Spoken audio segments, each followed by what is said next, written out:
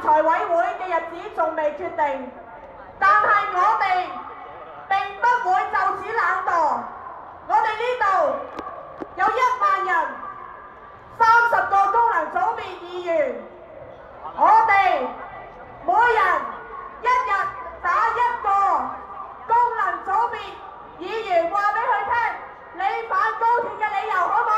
好！1日1個電話，1日1個電話打俾功能組別議員，話俾佢聽你反高鐵嘅理由，好冇？好！我哋呢度有1萬人，1日1人打1個，每一個議員每日就會收到300個嘅電話。人民力量萬歲！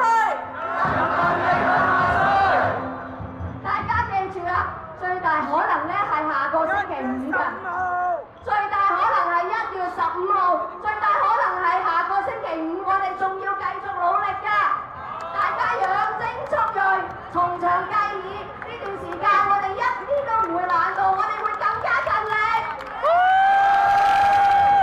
各位，我哋要相信自己，相信人民。我哋要相信，只要我哋身邊嘅人更加了解高鐵係乜嘢，反對嘅聲音就越嚟越大，只會有本來支持變成反對，唔會由本來反對變成支持嘅，係咪啊？所以我哋喺呢段時間，我哋要做啲乜嘢？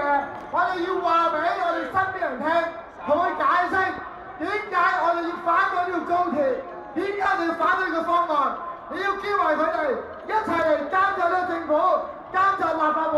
我哋下一次每人帶多2個朋友嚟到立法會呢度，我哋下次3萬人包圍立法會。